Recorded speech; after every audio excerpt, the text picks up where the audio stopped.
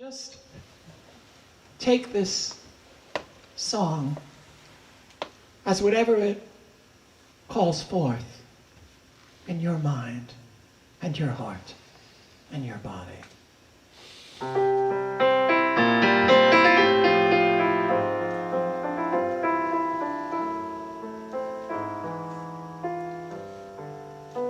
Something happened a very long, long time ago. Though my mind could not remember, my body does. Someone hurt me, but I was too afraid to know how it happened, when it happened, or who it was. But something deep inside of me, a vague and distant memory, kept telling me, don't run from me, don't fear me. And through the passing months and years, the more I tried to close my ears, it whispered through my unshed tears, please hear me. Something happens from way down deep inside my soul. Frightening feelings and sensations come unbidden. And this sickness that I have struggled to control won't release me, won't keep quiet, won't stay hidden. But if I listen carefully, that little voice inside of me says, bring me to the light and don't conceal me. I'm a long forgotten part of you, the part that holds what you've been through. So what I'm asking you to do is feel me. I know it seems like I'm the enemy who stealthily and violently attacks you unawares. But oh no, if you could really look at me, you'd understand that I can be the answer to your prayers. There are answers in the pain we're feeling now, in the buried traumas of the past that bind us.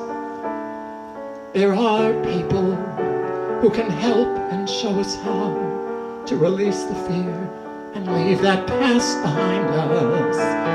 So though it deeply frightens me, I know that there are truths to see and doors I must unlock to be the real me. So I'll turn around and face the past. I'll face it till I'm free. At last, I'll cry all my tears. I'll feel all my fears. I'll say every word till each one is heard, and let the truth that I have feared heal me.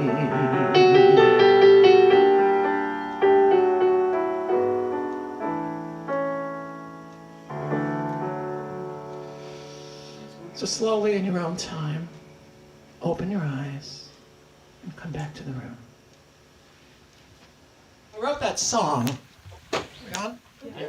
for an organization called Jane Doe No More, which helps women and men come to terms with and recover from sexual abuse. And it's going to be part of a concert we call We Can Be Kind, that we're doing at the Ridgefield Playhouse on June 22nd, in which people's stories are told and interwoven with my songs. And you have flyers in your program, and we have a block of tickets reserved especially for Unity. So I'm hoping that we'll all go and do this together. When I was asked to write that song, I realized that although I don't have that particular kind of abuse that I know of, each of us has a history.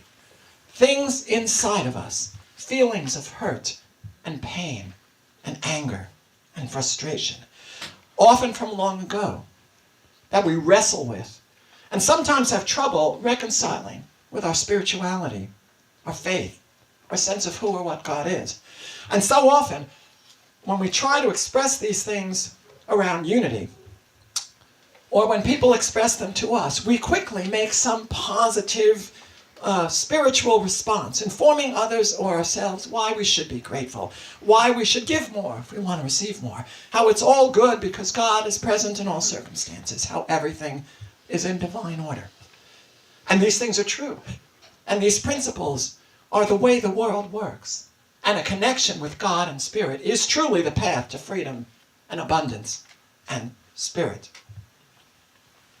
But when I'm feeling angry or sad or hurt, or failures and obstacles that have haunted me my whole life keep recurring and repeating, and I get this kind of advice, I often feel like a step has been skipped, and I can't get hold of the spiritual principles because my pain and my upset have not been heard and have not been processed.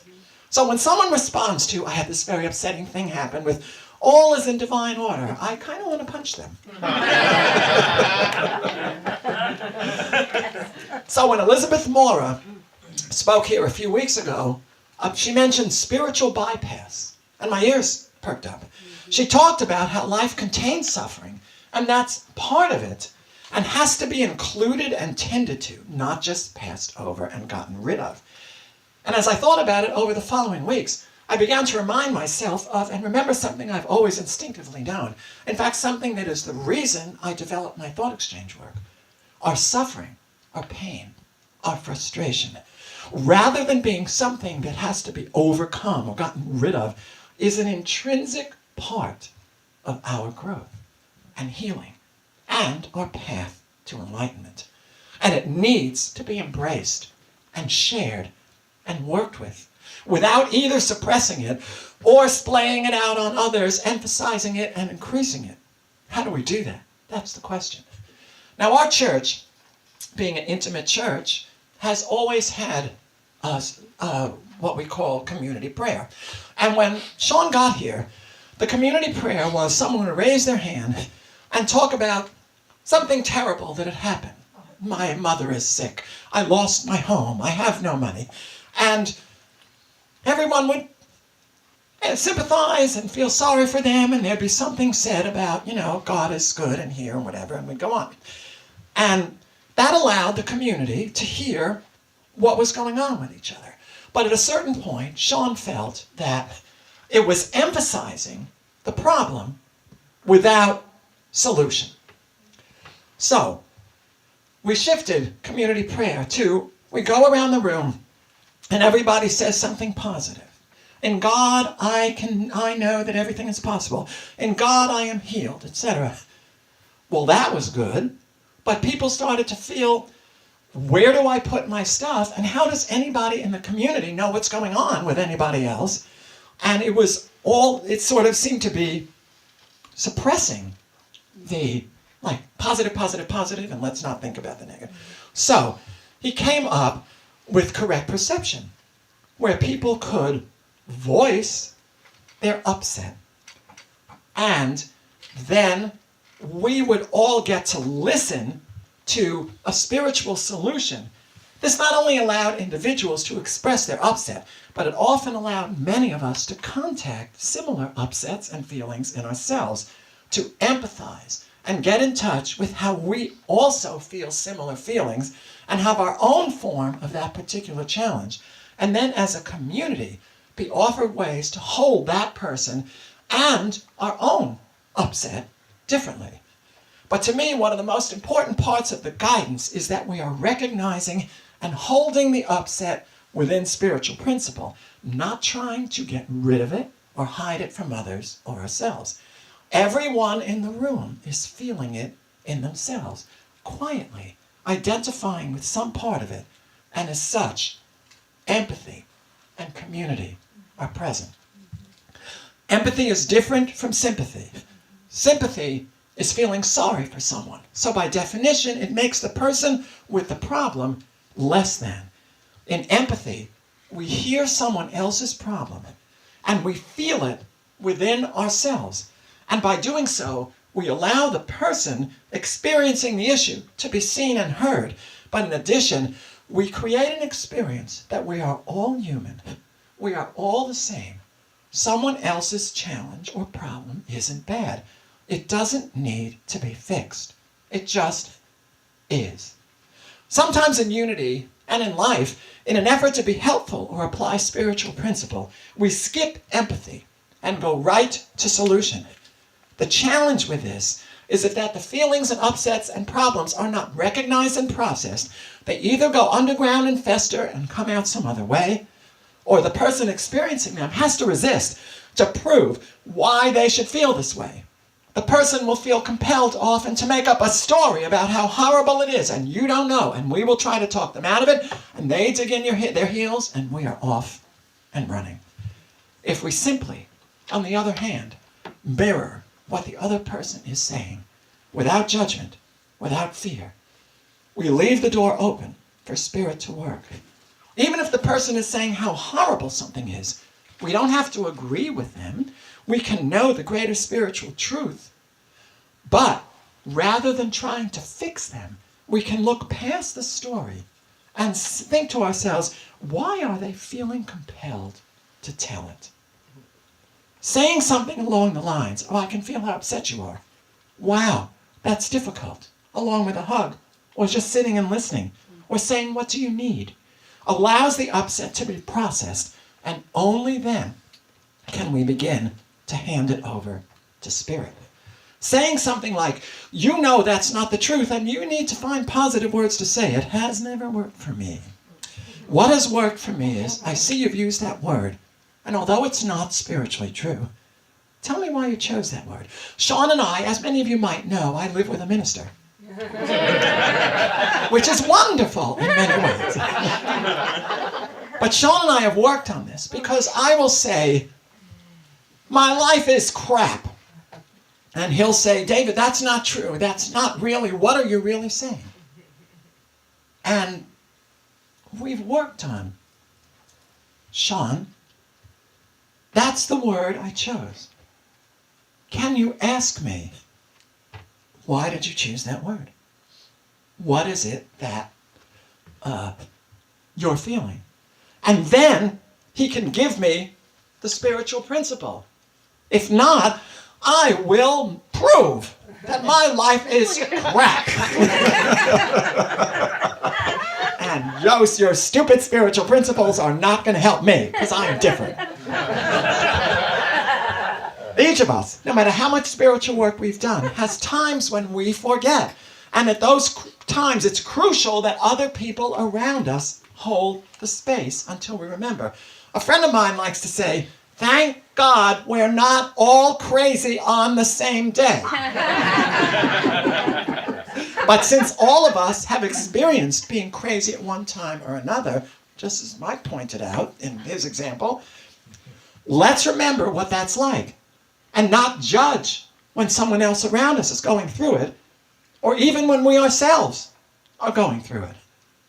Or to be more realistic, judge, because we're going to judge.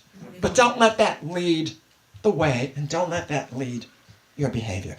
Recently, I had a wonderful experience where someone really handled me beautifully, and I was able to reach new spiritual understanding because first I was heard, and then given spiritual advice.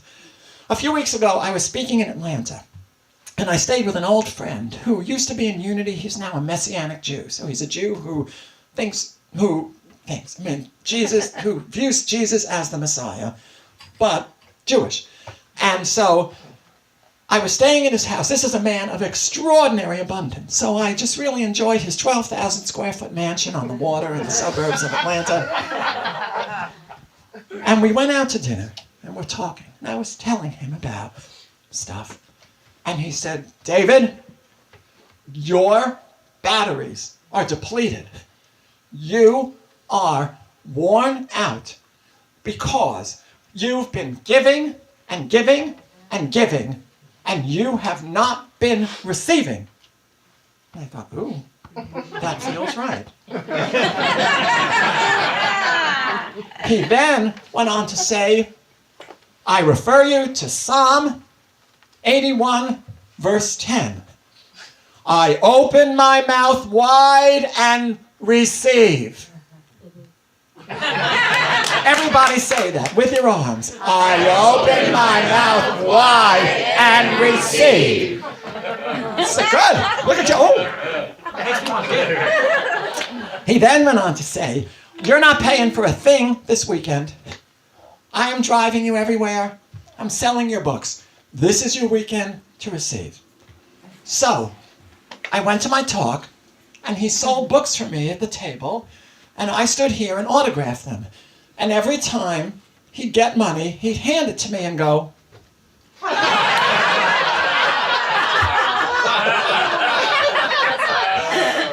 I sold twice as many books as I expected to sell. It was amazing. So after the service or after the class, if you want to buy some books and you see me go, what's going on? I had felt someone had seen my plight and had given me the spiritual solution. Had I said to him that I wasn't receiving and I felt empty and he said, well, open up and receive. God is blah, blah, blah. I probably would have felt compelled to tell him the reasons why that wasn't possible because the world wasn't giving it to me. By recognizing and empathizing with me first, he gave me the chance to be connected and be open to spiritual advice. Now, I see so many therapists in the room who know exactly what I'm talking about. Now, the next piece of advice he gave me was to remind me that the power of spirit is within me, not outside of me. And although I don't know how it works, it was mine to call forth at any time. He said he had had a conversation with Jesus. Well, who hasn't had a conversation? And Jesus asked him, what do you want? And he said, I want more power. And Jesus said, well, I'm sorry, I can't give you any more power. I've given it all to you already. It's all yours. The analogy that crossed my mind is this. If I gave you a big tub of caviar, you would not say to me, David, is it okay if I eat this caviar? It's yours. You don't ask me for permission. I've given it to you, and it's yours. In the same way, if Spirit has given us everything, it's in us. And he said, don't ask God to heal you. The healing is already in you. You're just blocking it. Call it forth. Say, Spirit, heal me now. Command it. You are the authority. So that evening I went to bed, and Sean says, good night, and he's sleeping. Me takes forever. I said, Spirit within my body, you know how to fall asleep. I command you to put me to sleep. It worked. So, just for fun, everybody close your eyes for a minute and think of something you'd like healed in your body, in your life, whatever. And now, say, Spirit, or whatever you call it, heal me now. Spirit, heal me now. Say it. Spirit, heal me now. Okay? Say, I use my authority to call you forth. I use my authority to call you forth. I command you to heal me now. I command you to heal me now. Done. Open your eyes. Okay. And the thing is, I thought, oh, wait a minute, I'm telling God what to do. No, I'm not. I'm using what God gave me. I'm using it, commanding that it work. Now, as most of you know, I've had a challenge with my voice for years. And I've tried everything and continue to do so. So I sat down, and as Sean has taught me, I had a written conversation with Spirit. And I said, Spirit within me, can you heal my vocal issues instantaneously? And Spirit responded, of course I can. And I said, well then, heal them now. And Spirit said, okay, they're healed now. You're healed. But Spirit said, here's the catch. I can only respond to and mirror whatever it is you're thinking at any given moment. So if you check or doubt or fear or think you're not healed, you're asking me to do that. And that's what you'll see. It's sort of like when Jesus said, if you want to walk on water, don't look down. So it's my thought at every moment. So I was healed at that moment, and then the next minute, well, am I really healed? Like my favorite thing, I say this in thought exchange all the time, is, I wonder if my eyes are closed. Let me check. Oh. Now, one would think the advice would then be, okay, think positive all the time. Except we almost are never able to do that all the time. I say the real value in this advice that Spirit gave me is when you're seeing a problem on the outside, know that it is your own thinking being reflected, not something that's attacking you. And be with that thinking. Feel whatever is there to feel that's connected to it. Don't push it away or bury it or try to overcome it. It will just go underground and appear in the mirror in another form. Be with it. Use what's in front of you as you would use a mirror to constantly guide you to get it right. Spirit ultimately heals. And I found the 12 steps, which are actually spiritual steps, a wonderful guide. When we first have a problem, we do everything we can to fight it, to fix it, to control it. And one day, when we know that none of these things have worked, we finally give up. And that is when the healing begins. We are in what the 12 steps call step 1. Admitted we were powerless, and our lives were unmanageable. We tried everything we could do to fix, control, bypass. And it's only through the admission that we are at our wits' end and are powerless that we get to leave the room for Spirit to come in. This is not a step to be bypassed and gotten away from. It's a crucial step and cannot be skipped. It's the doorway to healing. So when people come to a 12-step meeting for the first time, they find a group of empathetic, like-minded people who have been there and understand the importance and the value of being in this painful, seemingly hopeless position. People who don't fix them, people who don't give them advice, don't resist them, just listen and share their own stories. Let them know they're understood and not alone. And then, understanding that there's no way for us to figure this out, something else comes in. And we begin to let go and go to Spirit. So when any problem, upset, or the complaint can be an extremely important part of the healing process. The hopelessness, this'll never happen, that's crucial to it. We don't just go to the positive. We see, feel, speak about the experience, the negative, and by doing so, are led in ways we couldn't have imagined to healing and wholeness. So to me, the ancient Greek quote, know thyself, first means be with whatever is going on in you, including uncomfortable sensations and fears. And as you fall through those, you will fall to really knowing thyself, which is the self that has every possibility and the complete power of Spirit and God. It's an integral part of the process to be with the pain and upset on your way to letting go. Now, it's interesting because I've had several things happen this week where somebody did something that was perfectly fine for them to do, and they had every right to do it. And it was very upsetting to me.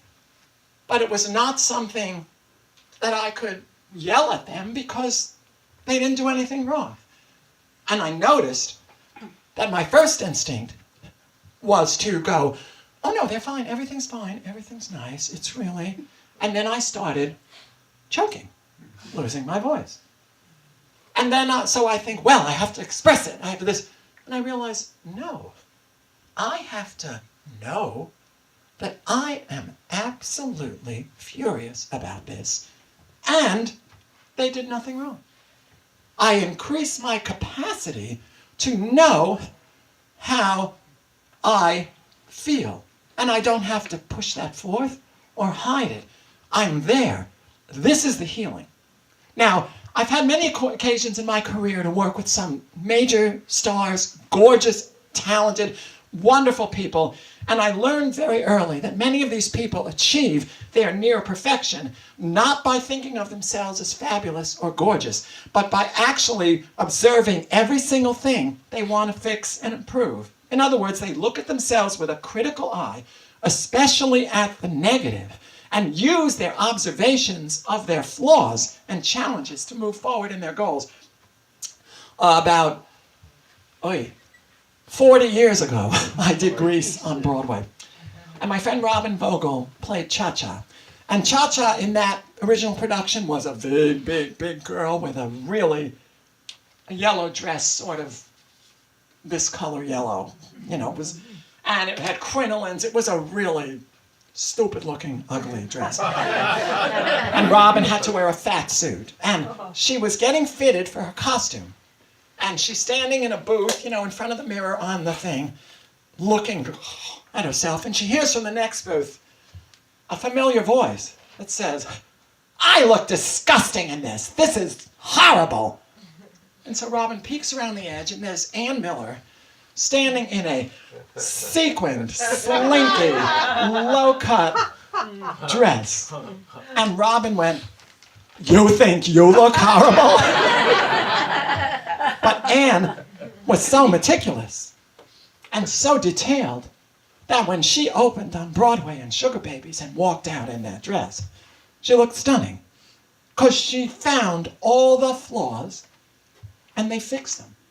Often we feel that if we recognize and acknowledge someone's pain or our own painful or negative thoughts and sensations, if we notice flaws or things we're dissatisfied with, we're being negative, and that negativity will cause bad things to happen or the other person is talking about to increase.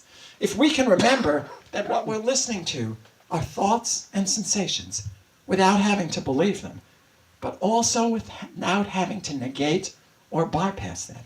In fact, let's go a step further and make the assumption that if we're seeing these disturbing circumstances and having these thoughts and sensations, they must, like everything else in the universe, be God-given and have a purpose and a way in which they can be construed as an integral part of our healing. In the Adam and Eve story, Adam and Eve are given the keys to the kingdom. And then the snake appears, apparently to tempt them. Now, in fundamentalist thinking, the snake is the devil, the anti-God.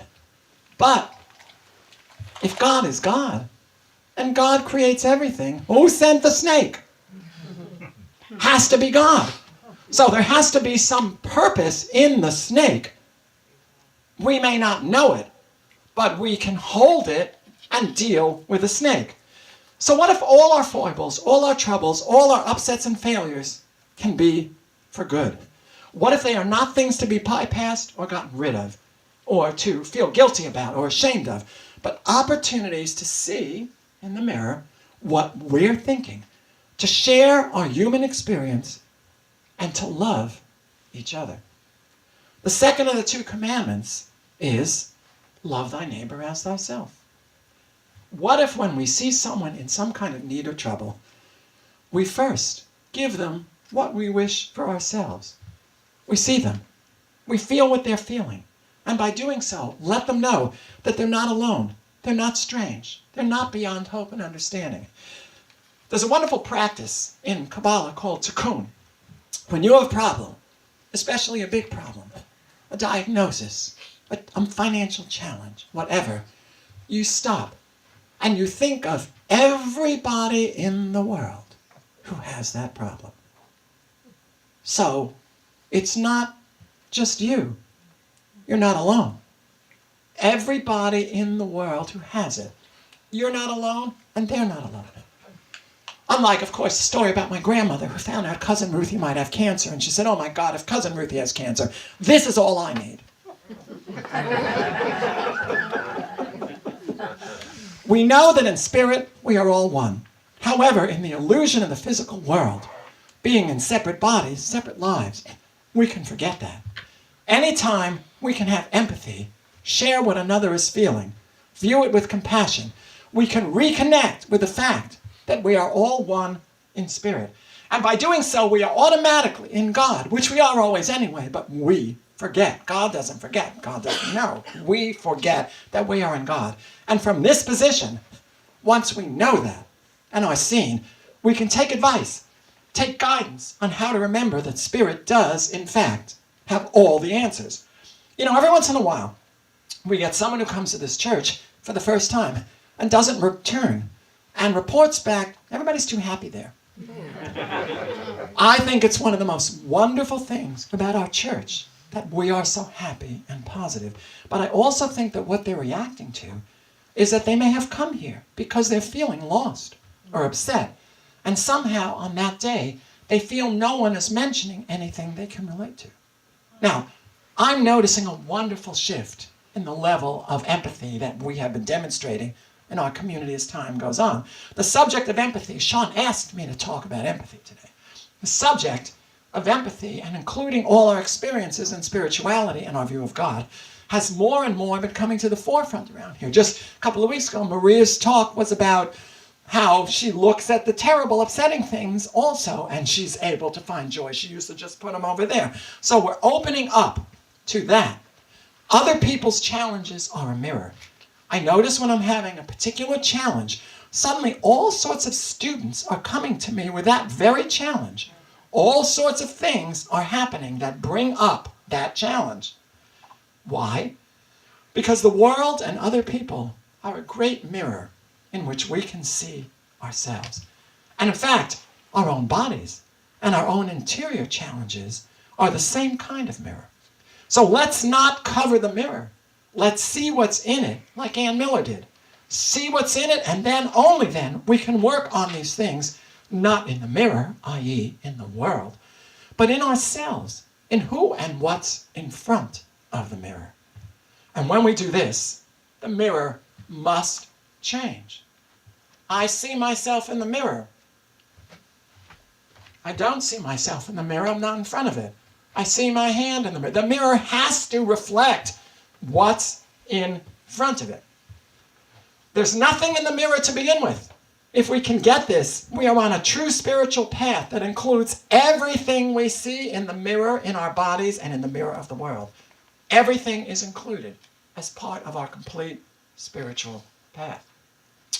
In August, Sean and I are going to be leading a retreat called Wholeness from the Inside Out. And what we're going to be doing is taking everyone on a journey of true wholeness and healing, starting with our challenges, with voicing them, hearing them, seeing them, feeling them, looking at them straight in the eye, not burying or bypassing them, but rather sharing them and using them as a mirror to see where we are and what we're thinking. And then we will reach in and call on Spirit with the complete authority we have to do so, using the mental equivalent, Emmett Fox's wonderful book about what thoughts held in mind produce in kind. But you gotta have the thing before it to be able to get to that. So we can get a deeper and more profound experience of holding thoughts in mind and seeing them reproduce after their own kind, coming from the challenges that we've had. And we won't leave that retreat having gotten rid of all our negativity with only positive thoughts. Forget it. But rather, we'll leave with an ability to experience and empathize with everything that comes up and use everything as part of the path to unlimited possibility and spiritual freedom. No need to be afraid of negative thoughts. My second book was called The Healing Power of Negative Thoughts and Uncomfortable Sensations. And it was written about this very subject. No need to be afraid of our or other people's problems or obstacles. Rather than going, oh no, I thought I was over that, we will be able to be with those issues and recognize them as an integral part of our constant growth and transformation. This afternoon, we're going to start that process with a thought exchange workshop in which we voice issues we're having, experience the sensations that come with them, take on the thoughts we wish to take on, and stay with the often uncomfortable sensations that arise when we hold the thoughts of what we really want. Again, these sensations are not bad. They are not dangerous, but rather signposts as to what we need to heal inside ourselves. When we avoid them, we never heal. We put a Band-Aid on things, and they come out elsewhere. So this afternoon, I hope you'll join me. We'll be together with support, with understanding, with empathy. In closing, would everybody turn to your neighbor and put your hands over your eyes. Face your neighbor. Open your eyes and say, peekaboo, I see you.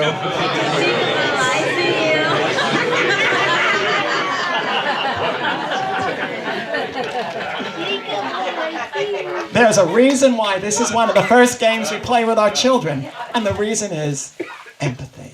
And so it is.